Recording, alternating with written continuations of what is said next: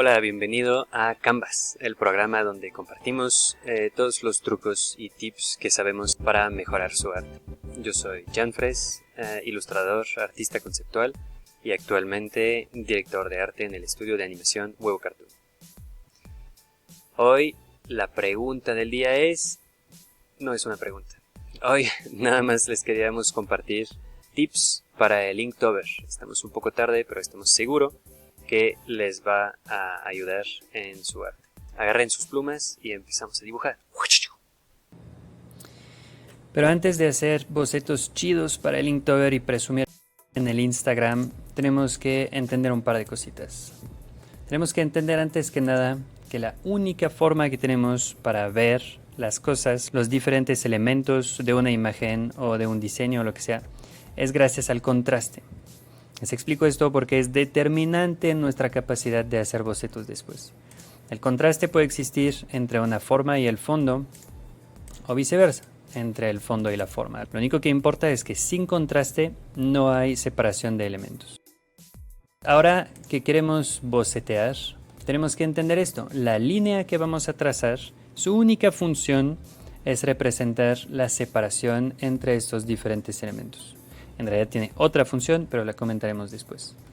Lo que tenemos que entender es que los contrastes que existen en una escena natural, tenemos que entender de dónde vienen. Una de las funciones de la línea es separar los diferentes elementos dentro de una imagen. Pero antes de ir un poquito más lejos en esta idea de línea, tenemos que entender cuáles son estos contrastes o de dónde vienen. Pues los contrastes hay dos básicamente. En una escena, el primer contraste puede ser de valor. Es lo que nos va a permitir distinguir aquí los diferentes elementos gracias a la iluminación. Hay partes más claras, partes más oscuras, y esta diferencia de valores ayuda a separar los elementos o las diferentes partes de un elemento. Va a ser un truco muy importante haber entendido esto. Pero también otro tipo de contrastes son los contrastes de valor local. Si este cenicero es más oscuro que la mesa, entonces se va a distinguir de él.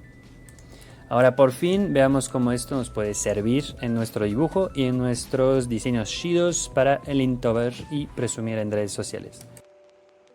Habiendo entendido que uno de los contrastes que se distingue en una imagen o en un objeto son los creados por los valores, podemos emular esto en nuestros bocetos a línea. Si me doy cuenta que en la parte más clara, que vamos a llamar 1, contrasta con la parte de tonos medianos llamada 2, que contrasta todavía más con la parte de tonos oscuros llamada 3. Entonces puedo emular esto y reproducirlo en mi dibujo. Al contrario, si decidiera representar esta botella sin tomar en cuenta los valores, me da un contorno aburrido, como un outline plano sin vida. Pero si emulo lo que hemos visto anteriormente, usando para la parte clara un tipo de línea tipo 1 más delgado, más claro. Para los tonos medios una línea más oscura, más marcada, y para el tipo 3 más oscuro una línea más oscura, o incluso representar o simular sombras proyectadas así. Tengo un boceto mucho más interesante. Ahora veamos un poco cómo aplicar lo que acabamos de ver. Vamos a usar la línea para trazar el contorno externo de un objeto, para separar un objeto del otro como lo hemos visto. Pero también vamos a usar la línea para representar los detalles internos de cada elemento, la etiqueta, el cigarro o incluso el volumen interior del cenicero. Pero sobre todo lo que quisiera que vieran es que gracias a los trucos que vamos a ver ahorita podemos notoriamente mejorar nuestros sketches. Entonces lo que voy a hacer es oscurecer diferentes partes para simular la diferencia de valores locales, como lo hemos visto, el cenicero más oscuro, la etiqueta, el popote, etc.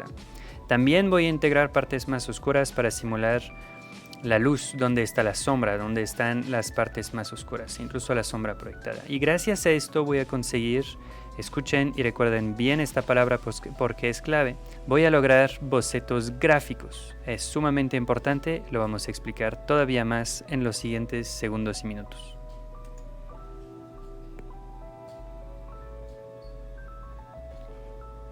Pero antes de expandirme sobre el tema de lo gráfico, quiero mostrarles que con la línea podemos hacer mucho más de lo que hemos visto hasta ahorita. Por ejemplo, podemos simular degradados.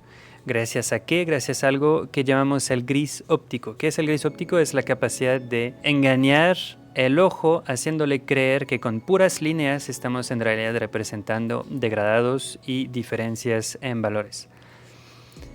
¿Cómo se va a conseguir esto? Básicamente con la yuxtaposición de blancos y negros. Si vemos en la segunda columna, lo que hice es usar un trazo más espeso abajo y líneas con menos intervalos entre cada una, y este intervalo y este grosor de línea fui disminuyendo conforme iba subiendo. Misma cosa en la tercera columna, donde aquí lo que hice es también variar un poco las diferencias de línea. Quiero mostrarles eso de manera más acertada en este último boceto, donde estoy usando una línea donde no puedo modificar el grosor con la presión de la pluma. Lo único que puedo jugar y usar es la distancia entre cada línea, y pueden ver que el degradado funciona de todos modos, porque así es como nuestro ojo percibe las cosas. Considera negro o oscuro una cantidad de detalle bastante amontonada y densa, y considera como claro una cantidad de detalle mucho más esparsa y mucho más abierta y espaciada. Ahora bien, me gustaría hablar de texturas, porque hemos visto cómo la línea podía resolver el problema del contorno, de la silueta, separación de elementos. Hemos visto cómo podía generar degradados, pero también tiene esta otra función la línea, que puede ayudar a simular texturas. Lo que acabamos de ver en cuanto a degradado se puede empujar, se puede pulir, se puede usar de manera más eficaz, tomando en cuenta la naturaleza del degradado que estamos representando, del material sobre el cual se está aplicando. Entonces, si ven ahorita, estoy aplicando textura, estoy aplicando este sistema de asurado, nada más que estoy tratando de hacerlo tomando en cuenta la dirección del volumen donde se plasma este degradado, o incluso la naturaleza de la textura. Por ejemplo, si ven en las hojas, he dado un asurado diagonal para ir en la dirección de la fibra de esta hoja. En las piedras he dado un asurado muy vertical y a veces cambiando un poco de sentido para darle un poco más de vida y representar las diferencias que puede haber ahí. En esta planta que acabo de hacer, estoy usando directamente la línea y esta textura para simular el cuerpo mismo de esta planta, tomando en cuenta o ideando cómo la fibra de esta planta puede ir en esta dirección. Misma cosa con el pasto. Entonces aquí la frontera entre dibujo de forma y dibujo de textura ya es muy tenue. Los dos se funden y nos da un dibujo mucho más interesante. Parte línea, parte contorno, parte textura, que representan elementos en el piso. Aquí una pequeña muestra para recapitular un poco todo lo que hemos visto y verlo aplicado en la práctica. Les voy a hablar un poquito sobre mi proceso también a la hora de crear estos bocetos. Aquí, por ejemplo, siempre empiezo determinando o recordándome cuáles son los temas principales del dibujo que voy a hacer este día. Eso me sirve para no confundirme o no perderme. Muchas veces cuando nos dejamos ir por la creatividad, empezamos a sacar cosas que ya no son lo que originalmente planteábamos. Entonces, tenerlo claramente escrito desde el inicio es un muy buen punto de partida. De hecho, en este boceto, al origen, solo tenía en mente la palabra clave del Inktober de este día, que era tesoro, y estas tres palabras claves: baúl, piratas y dragón. Y sabía que quería más o menos hacer una historia donde un dragón protegía un baúl, pero no tenía concepto más allá de esto. El concepto empezó a nacer en el momento. Conforme iba dibujando, empecé a darme cuenta de una posibilidad, de una idea. ¿Qué tal si el dragón es muy chiquito? Y entonces hay un contraste cómico entre lo chiquito que es, lo bonito que es, y lo sangriento o lo violento de la escena que hay alrededor de él, con esqueletos y cuerpos mostrando que los ha matado. Y mostrando que protege el tesoro con bastante energía, fuerza y agresividad. En algún momento esta idea se tiene que pulir, porque sé cuáles son los protagonistas de mi imagen. Son un dragón su tesoro, el tesoro que protege, y el contexto del tesoro. El dragón tiene que ser muy amigable para que funcione el gag y que haya tensión entre lo amigable y lo bonito que es y lo terrible de la escena de desolación que hay alrededor de él. Una vez que está establecido el boceto, ya me puedo dedicar a la producción, ya que la parte de conceptualización ya está resuelta. Las ideas van a seguir avanzando, pero sobre todo se trata ahorita de hacer el boceto para que tenga su forma final. Entonces aquí vamos a usar mucho los conceptos que hemos visto al inicio de este video. Fíjense cómo trato de variar el grosor de línea y por ejemplo cuando pongo de un lado una línea oscura, del otro lado voy a tender a poner una línea más clara para siempre dar esta sensación de que el trazo y la calidad del trazo están representando o simulando lo que es la iluminación. Si se fijan en algunos momentos voy hacia mi referencia de dragón y empiezo a hacer un garabato al lado. Eso es porque no estoy queriendo copiar tal cual el dibujo, sino que estoy queriendo entenderlo. Entonces lo dibujo, pero un poco de la forma que a mí me conviene. Eso es nada más un ejercicio mental que les recomiendo mucho. Tratar ya no solamente de copiar como tal, sino de hacer un dibujo cuyo exclusivo propósito es que entiendan el volumen, las proporciones, la dinámica, lo que sea que estén tratando de investigar en este momento. No es un dibujo que está hecho para ser mostrado, es muy poco común que la gente vea estos bocetos. Ahorita los ven porque es parte de mi proceso, pero en realidad su única función es entender. Por ejemplo, cuando creo la cara del dragón, fíjense cómo trato de acentuar ciertas partes y cómo tengo línea mucho más sutil y suave en otras partes. Por ejemplo, en el contorno del ojo. Para simular un poquito una pestaña voy a tener un trazo más duro, pero en la parte baja del ojo voy a tener un trazo mucho más liviano, casi ni siquiera existente. Y por ejemplo en los cuernos, trato de contornearlos bastante con un trazo duro y energético, pero lo que es el detalle interno va a ser mucho más suave. Ahí es la diferencia entre el trazo que sirve para separar las formas y el trazo que sirve para informar acerca de texturas o volumen interno.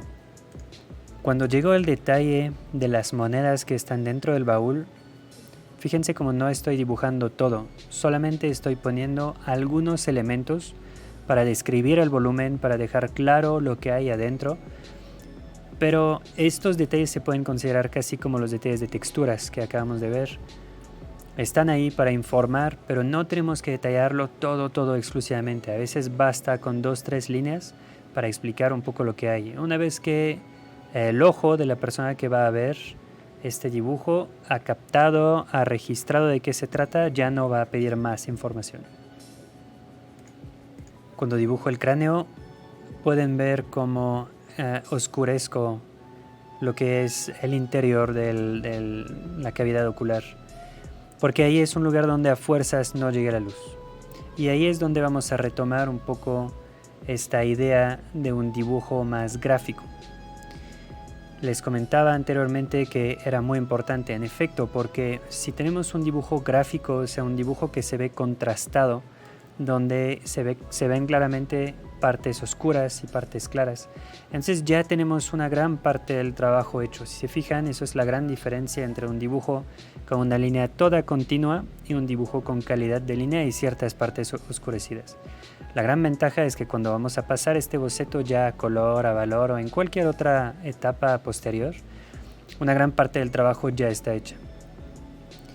Les pido que observen también aquí cuando trazo la cola, como no solamente estoy privilegiando uno de los dos lados, y finalmente quisiera que vieran como, si bien este paso es un momento de acabados, es el equivalente de lo que llamamos el inking en cómic, también es un momento para seguir viajando y seguir imaginando. Tenemos que meternos en nuestro dibujo. Fíjense cómo a lo largo de esta etapa he agregado un montón de detalles que no estaban en el boceto original pero que han sumado bastante a la historia que estoy contando.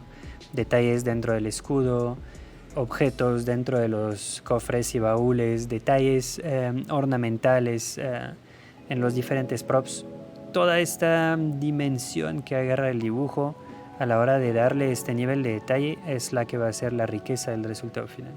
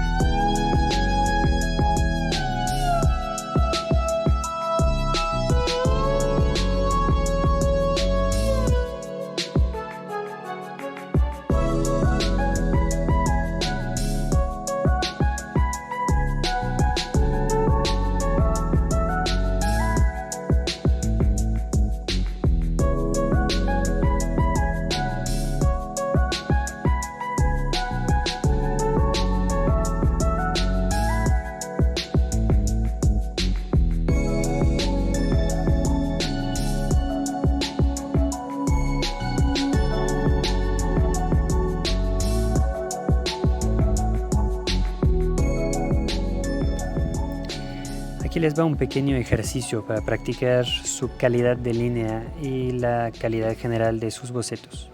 Vamos a agarrar una foto y vamos a trazar encima, literalmente. En un primer momento no nos tenemos por qué complicar la vida con otros temas que sí sabemos reproducir bien o que sí sabemos de proporciones, dibujo, etc. En un primer momento lo único que queremos hacer es acostumbrar nuestra mano y nuestro brazo a trazar con este nivel de confianza. Entonces no hay ninguna mejor forma para hacerlo que hacerlo sobre una foto existente. Agarramos este sillón, trazamos encima y vamos aplicando los diferentes conceptos que hemos visto. Traten de hacer una línea dura, traten de hacer una línea más suave, traten de hacer una línea que sea dura en ciertos puntos y suave al final, y etcétera, etcétera.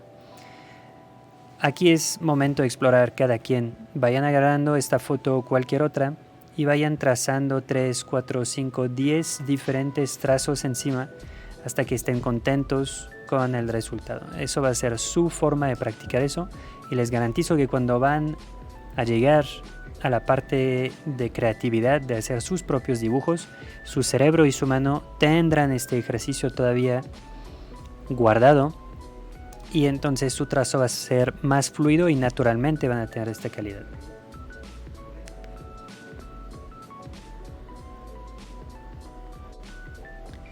En cuanto se habrán familiarizado con este ejercicio, les recomiendo este. Ya es el nivel 2. Mismo ejercicio básicamente, pero sin trazar encima de la foto, sino reproduciéndolo al lado. Básicamente es el mismo ejercicio. Aquí estoy aplicando trucos que yo uso en mi estilo, en mi forma de trazar. Entonces aquí les van un par de tips.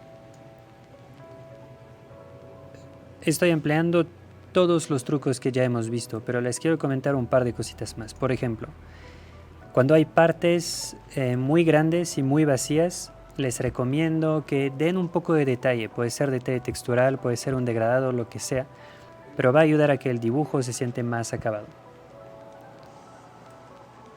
Dejen los detalles muy chiquititos para el final, no son los que hacen la forma y son fáciles de hacer. No se empiecen a enfocar en estas bolitas luego, sino espérense al final porque nada más van a dar el último nivel de detalle. Miren como aquí no lo hice bien. Por ejemplo, el degradado que pretendía hacer no se está viendo gris, se está viendo sucio porque hay demasiado contraste. Mis líneas no están siendo lo suficiente perfectas como para que de lejos se vea como un gris. Más bien se ve como un volumen raro, entonces se ve como suciedad en vez de verse como detalle textural. Les invito a que no lo hagan así, lo hagan mucho mejor y publiquen el resultado de sus ejercicios en nuestra página de Facebook.